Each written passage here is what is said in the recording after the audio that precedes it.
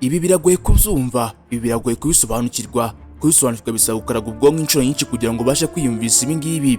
Abenshi mwayibonaga muri filime uko bafata ibyihebe bigiye bitandukanye bakoze operasiyo zitandukanye zidasanzwe twagiye tubona mu mafilime atandukanye nka Prison Break ndetse n'izindi filime zitandukanye, ariko kugeza kuri uyu munsi ni ibyabayeho kandi bishingiye ku kuri nyako ku byakozwe n'igisirikare cy'u Rwanda cyangwa se umutwe ushinzwe ubutasi w'u Rwanda, ubundi ukabasha gukora ibidasanzwe byatumye amahanga atitira, byatumye amahanga atangira kwibaza ku gihugu cy'u Rwanda, ingabo z'u Rwanda, ubutasi bw'u Rwanda, polisi y'u Rwanda ndetse n'abaturage b'igihugu cy'u Rwanda.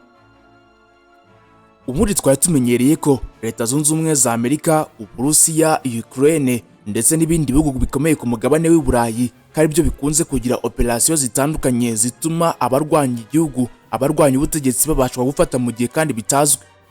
Twabonye ukuntu Leta Zunze Ubumwe za Amerika yafashe ikihebe cyari kizwi cyari cyarazengereje isi muri rusange, cyari cyarazengereje Leta Zunze Ubumwe za Amerika. Icyo kihebe cyitwaga Osama bin Laden, ariko ntabwo ngiye kuvuga ibyayo mateka kuri Osama bin Laden, nta nubwo yewe ngiye kuvuga kuri Leta Zunze Ubumwe za Amerika, ahubwo ngiye kwigarukira iwacu hano mu Rwanda. Ni ikigo cy'ubutasi cyateye amahanga gutitira, ni ikigo cy'ubutasi cy'u Rwanda. Ese iki kigo cyakoze ibiki? Ni iki byatumye ubu butasi bw'u Rwanda bakomeza kubwibazaho? Nibyo tugiye kurebera muri iki kiganiro imva n'imvano. Ubwe icyo usabwa ni ukanda subscribe kuri channel y'abana kugira ngo amakuru n'ibindi bitandukanye bijye bikugerera igihe kandi gatanu kuri gatanu. Naho njye tugiye kubana muri kino kiganiro. My name is Murode Ngwaikaze. Ubwo Paul Rusesabagina yageraga i Kigali, ni zimwe muri operasiyo zakanze amahanga zakozwe n'ikigo cy'igihugu cy'u Rwanda gishinzwe ubutasi NISS, zasigiye isomo amahanga y'isi, zasigiye isi ubutasi bukomeye cyane bwakozwe n'igihugu cy'u Rwanda. Ese ujya wibaza ukuntu Paul Rusesabagina yafashwe? Ese byagenze bite? Iyi ni inyandiko igaragaza uburyo Paul Rusesabagina yafashwe, uko byagenze n'ukuntu byatangiye. Ubundi se ikigo cy'igihugu cy'u Rwanda gishinzwe ubutasi waba ukizi? NISS ubundi se mu magambo arambuye ni iki? Ese uyu mutwe ukora iki ubundi mu busanzwe? NISS, National Intelligence and Security Service, ni urwego rwa leta rufite inshingano zo gukusanya amakuru y'ubutasi no kurinda umutekano w'igihugu. Inshingano z'uyu mutwe: gukusanya no gusesengura amakuru ashobora kugira ingaruka ku mutekano w'igihugu, gukumira ibikorwa by'iterabwoba, ubutasi bw'amahanga n'ibindi byahungabanya umutekano w'igihugu, gukorana n'izindi nzego z'umutekano nka Rwanda National Police, Rwanda Defense Force, gutanga inama ku buyobozi bw'igihugu mu bibazo birebana n'umutekano. Inzego z'ubutasi z'u Rwanda maze kukubwira haruguru, NISS ni zimwe mu nzego zagiye zigaragaza ubuhanga budasanzwe mu gukusanya amakuru y'ibanga mu bihe bitandukanye, nk'aho mu mwaka wa 2015 zamenye igitero cy'iterabwoba cyategurwaga ku Bubiligi zikaburira igihugu cy'Ububiligi, ariko igihugu cy'Ububiligi ntikibashe kubyumva, kikavuga kiti ni igihugu cya Afurika, ni gute cyaturusha kumenya amakuru arebana n'igihugu cyacu? Ariko ntabwo byatinze, ibitero igihugu cy'u Rwanda cyaburiyemo Ububiligi byaratinze biraba. Nuko Ububiligi buvuga ko igihugu cy'u Rwanda gishobora kuba kidasanzwe mu bijyanye n'ubutasi, ariko ni imwe muri operasiyo za NISS zabereye inshoberamahanga y'isi y'inasi. Ni uburyo zagejeje Paul Rusesabagina mu gihugu cy'u Rwanda ubucece, nta kumushimuta cyangwa kumuhutaza, akisanga gusa yageze i Kigali ku kibuga cy'indege mpuzamahanga i Kigali. Ni mu rwego rw'ubushakashatsi twakoze twabashije kumenya inkuru mpamo y'uburyo Rusesabagina wari uzi ko arimo kuyigwa mu gihugu cyose, wari uzi ko arimo kujya mu gihugu cy'u Burundi i Bujumbura, yisanze i Kigali, n'ukuntu byasigiye isomo rikomeye inzego z'ubutasi zitandukanye ku isi. Nk'umukozi ushinzwe ubutasi ubanza kumenya ko ibipimo bikomeye cyane bitagirwa n'inkuta za beto cyangwa se ikoranabuhanga rihambaye, bikingirwa n'uburinzi butagaragara. Muri 2020 uyu mugabo Paul Rusesabagina yafatwaga nk'umuntu udashobora gukorwaho, gufatwa cyangwa se kugera mu nzego z'umutekano z'u Rwanda. Yabaye mu buhungiro afashwe neza muri Texas. Yari umuturage utuye mu buryo buhoraho muri Amerika, mu gihugu cya Leta Zunze Ubumwe za Amerika. Yabaye icyamamare ku isi kandi yahawe umudari w'ubwisanzure na perezida w'igihugu cya Leta Zunze Ubumwe za Amerika. Mu burengerazuba ni umuziranenge witangiye ibikorwa byo gufasha kumugeraho ku butaka bwa Leta Zunze Ubumwe za Amerika byari ibintu bidashoboka, byari gutuma Washington yihorera ako kanya mu buryo bubi cyangwa mu buryo bwa diplomasi.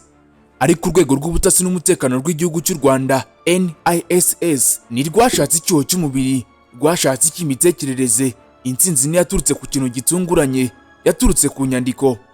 Abahanga mu by'ikoranabuhanga ba NISS, nimvuga ikigo cy'igihugu gishinzwe ubutasi mu Rwanda ujye wumva NISS, bavumbuye bucece kandi bakurikirana ihererekanya ry'amafaranga, bakusanya dosiye y'amapaji 300 y'amafaranga yoherezwa mu buryo bw'ikoranabuhanga anyura muri Western Union ava muri Texas.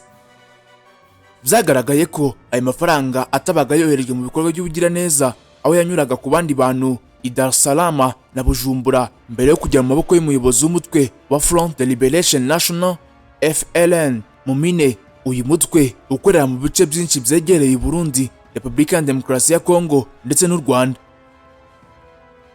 Hamwe n'aya makuru mu biganza byazo, inzego z'ubutasi z'u Rwanda zaje kumenya umuntu w'ingenzi mu itsinda ry'abantu Rusesabagina yizeraga, ni Bishop Constance Niyomwengere. Aho gukoresha umutego gakondo ushingiye ku rukundo, NISS yateguye umutego wubakiye ku ntego cyangwa imigambi ya politiki. Ikigo cy'igihugu gishinzwe ubutasi mu Rwanda cyeretse Bishop ko bamuvumbuye maze bamuhindurira ibitekerezo. Bafatanyije bateguye ubuhenda abana budafite icyasha. Urugendo rw'ivugabutumwa n'inama za politike zo ku rwego rwo hejuru zari zitegereje Rusesabagina i Bujumbura mu Burundi. Urugendo rwose rwateguwe neza kandi ruterwa inkunga binyuze mu buryo bw'itumanaho bwizewe Rusesabagina yari amaze imyaka myinshi akoresha. Yarahumishijwe n'igitekerezo cyo kwagura imbaraga ze muri aka karere. Rusesabagina yapakiye imizigo ye anyura ku bashinzwe umutekano ba Amerika, maze afata indege yerekeza i Dubai. Mbere yo gukomeza urugendo, yizeraga ko urwo rugendo ari ibanga rikomeye, nyamara yari arimo aragenda atera intambwe agana mu mutego yaratezwe atakekaga. Urugendo rwe rujya i Kigali byagenze bite? Icyiciro cya kabiri cy'iyi operasiyo ni uburyo diplomasi isanzwe ihinduka igikorwa cy'ubutasi gikomeye cyane, kimeze nk'ibyo abantu babonaga mu mafilime. Ikibuga cy'indege mpuzamahanga cya Dubai ni kimwe mu bigo bigenzurwa cyane ku isi.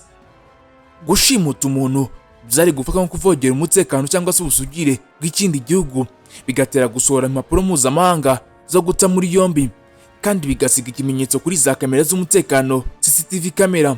Abakozi ba NISS bari bazi ko umutego ugomba gukomeza kuba ibanga ku buyobozi bw'i Dubai. Ubwo Rusesabagina yageraga i Dubai, yahuye n'inshuti ye yizeraga Bishop Niyomwungeri, ariko wari warahinduwe.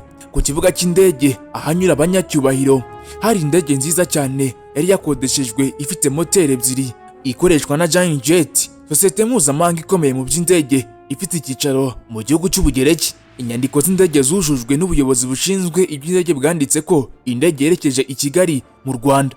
Abakozi b'indege ntibari bazi biri kuba, bari bazi gusa ko batwaye umukiriya w'agaciro gakomeye wishyuye amafaranga menshi ngo akore urugendo bwite kuva i Dubai kugera i Kigali. Ubwo indege yazambukaga mu kirere nijoro isohoka ikirere cya Dubai, nibwo imipangu nyayo yatangiye imbere mu ndege kugira ngo hirinde ko uwo muntu Rusesabagina yagenzura ibyuma bikurikirana indege cyangwa ngo arebe ibintu bidasanzwe mu rugendo mu kirere. Bivuga ko Bishop Niyomwungeri yakoze ibishoboka ngo Rusesabagina atarabukwa ibiri kuba. Rusesabagina yari yahawe ekuteri nziza zikuraho urusaku, akomeza kwitabwaho cyane nk'umuntu w'agaciro, maze akomeza kuganirizwa mu buryo bwateguwe ku nama za politike zari ziteganyijwe kugira ngo akomeze igihugu ntiyitse ku biri kuba. Mu gihe yari aruhutse neza mu ntebe z'uruhu, yibwira ko yari agiye kugera ku bunyapolitiki bamushyigikiye i Bujumbura, yaje gusanga yageze i Kigali. Nta ngufu zifatika zakoreshejwe, nta nduru zabayeho, nta n'itegeko mpuzamahanga mu by'indege ryarenzweho. Ubwo ubuyobozi bw'i Dubai busobanuraga ko Rusesabagina yanyuze mu nzira isanzwe yo kugenzura abagenzi nk'uko amashusho ya CCTV kamera yabigaragaje. Bivuze ko Rusesabagina yari arimo kwerekeza aho yari agiye ku bushake bwe. Tutabarambiye, reka ducumbikire aha ngaha.